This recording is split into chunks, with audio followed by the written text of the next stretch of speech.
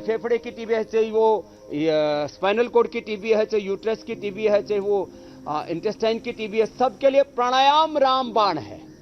ये तो हमारा सबसे बड़ा सुरक्षा गार्ड है, ये सबसे बड़ा हमारा सुरक्षा चक्र है, ये सबसे बड़ा ब्रह्मास्त्र है भस्त्रिका। जब तेजी से करते हैं ना ऐसे,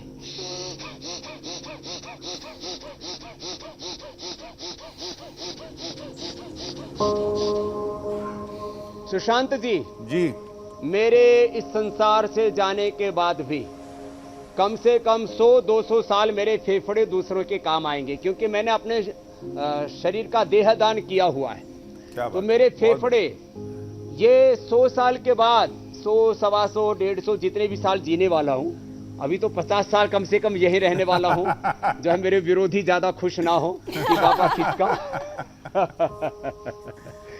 फिर भी मेरे फेफड़े कम से कम 100 साल और आगे रहने वाले हैं। मेरा लीवर, मेरी किडनी, मेरे जाने के बाद भी कम से कम 100 साल तक मैं लोगों को जीवन देता रहूंगा, और अपने जैसे जीने वाले हजारों लाखों करोड़ लोगों तैयार कर दिए, ऐसे बीज बखेर दिए पूरी दुनिया में, ये हजारों लाखों वर्षों तक ये योग की ज्योति जलती रहेगी। बहुत बढ़िया।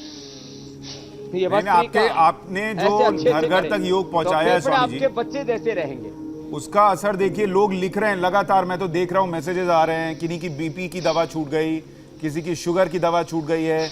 आदित्य बसावा लिख रहे हैं कि 27 साल की उम्र है, कर्नाटक से हैं और इनकी हाइट बढ़ गई। और इस तरीके के बहुत सारे लोग हैं जो ये बातें लिख रहे हैं, सबका पढ़ना तो संभव नहीं है। 27 साल में। हाँ जी जी जी, मैंने कहा था इंडिया टीवी पर लोग बताएं कितनों का कोरोना ठीक हो गया, कितनों का बीपी, शुगर, थायराइड, टीबी का भी कुछ दर्शकों ने बताया था कि उनकी टीबी की भी प्रॉब्लम थी, मिटा ली उन्होंने। मैं ये नहीं कह रहा कि टीबी की दवाई मत लेना। देखो अभी आयुर्वेद में टीबी की दवाई नहीं बनी है, आगे वो भी हम बना देंगे। हमने बीपी की, शुगर की, थायराइड की, एसएलई, एमएस ऑटोइम्यून डिजीज की, एसएलई की, हमने हेपेटाइटिस की, कोलाइटिस की, सोराइसिस की, ये सब दवाइयां बना दी है। भस्त्रिका 3 से 5 मिनट, फिर कपालभाति करना है। लेकिन अभी टीबी की दवाई नहीं बनी है। लेकिन टीबी के जो लोग दवा खाते हैं, इसमें 2 बातें मैं बड़ी बताना चाहता हूं। जो योग नहीं करते उनको 1 साल तक टीबी की दवाई खानी पड़ती है, और कई बार तो उसके बाद भी टीबी ठीक नहीं होती। जो योग करते हैं उनकी 4 से 6 महीने में टीबी की दवाई बंद। टीबी की दवा, जो टीबी की दवाई खाते हैं, चाहे वो जो है 2 दवाई, आइसोनियाजिड और रिफैम्सिंग, तो रिफैम्सिंग, ये 2 दवाइयां जो खाते हैं, इससे सबसे ज्यादा लीवर डैमेज होता है, दूसरा हार्ट पर इफेक्ट आता है, जो भी टीबी की दवाई है। तो प्राणायाम करें तो फेफड़े भी अच्छे होंगे, लीवर भी अच्छा होगा, हार्ट भी अच्छा होगा, कोई कॉम्प्लिकेशंस नहीं आएंगे, और आप 4-6 महीने में टीबी से मुक्त हो जाएंगे। नहीं तो साल भर दवाई खानी पड़ेगी और उसके बाद भी आप ठीक होंगे या नहीं होंगे, कोई गारंटी नहीं। ज्यादातर लोगों का टीबी के बाद में, टीबी की दवाई खाते खाते लीवर बेकार हो जाता है। इसके लिए हमने दवाई बनाई है, ये सर्वकल्पवात। हमने इससे लिवर सिरोसिस, हेपेटाइटिस तक भी A, B, C तीनों नेगेटिव कर दिया है। कपालभाति, सादा आहार, व्हीट ग्रास, एलोवेरा, गिलोय, ये साधारण चीजें। अच्छा स्वामी जी, हम लंग से जुड़ी एक और बीमारी का भी जिक्र करना चाह रहे हैं, COPD, chronic obstructive pulmonary disease जी। इसके लक्षण अस्थमा और ब्रोंकाइटिस जैसे उससे मिलते जुलते रहते हैं। योग और आयुर्वेद में इसका भी समाधान है क्या? योग से ये भी ठीक होगा? ये तो 100% ठीक होगा।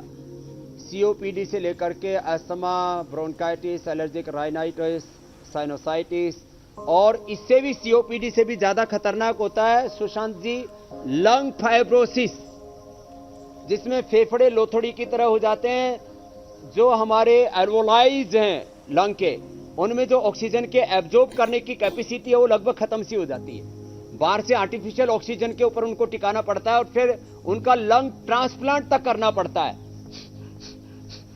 ये करें भस्त्रिका, कपालभाति, बाह्य प्राणायाम, उज्जाई, अनुलोम विलोम, भ्रामरी, उद्गीत। और जिनको ये हाथों की टीबी हो जाए ना तो ये मंडूक आसन या योग मुद्रासन ये जरूर करें।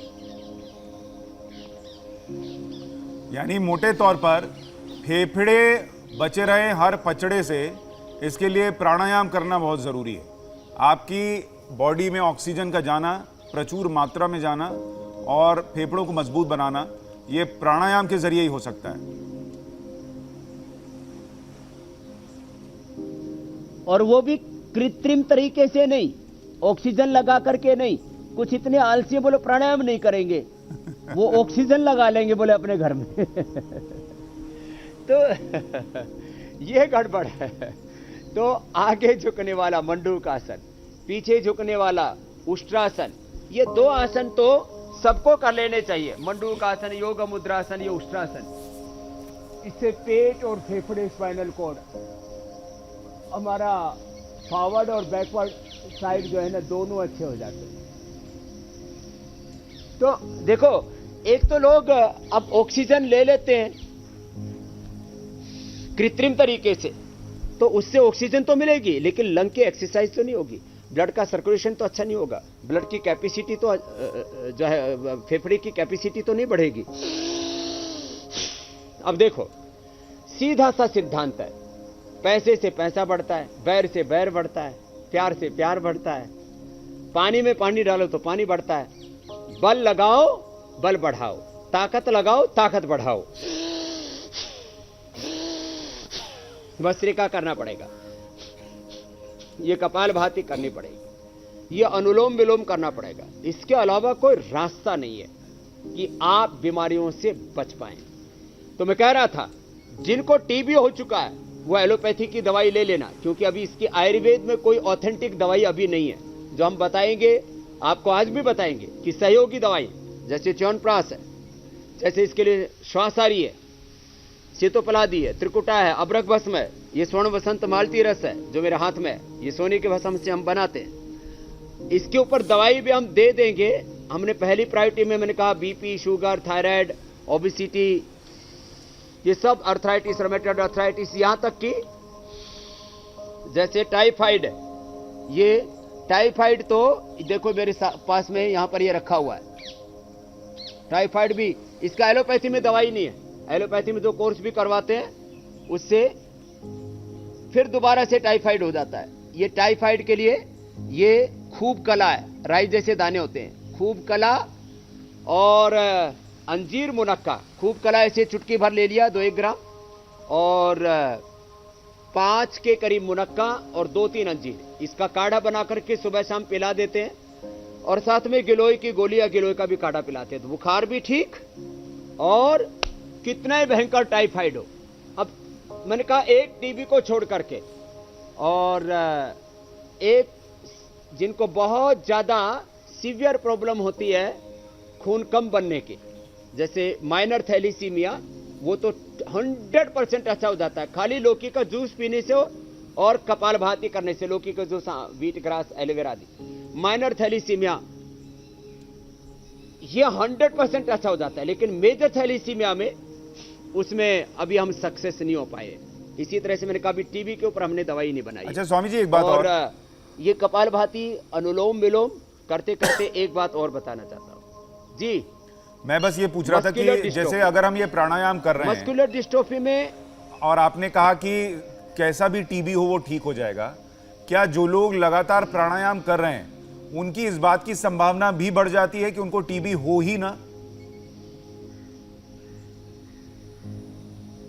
बिल्कुल नहीं होगा, ये गारंटी 100% में दे रहा हूं, 100% कि जो प्राणायाम करेंगे उनको जिंदगी में, खाली टीबी की गारंटी नहीं दे रहा हूं, ये ऐसा यौगिक हेल्थ इंश्योरेंस है हमारा सुशांत जी, जिंदगी में कभी टीबी नहीं होगा, जिंदगी में कभी ब्लड प्रेशर नहीं होगा।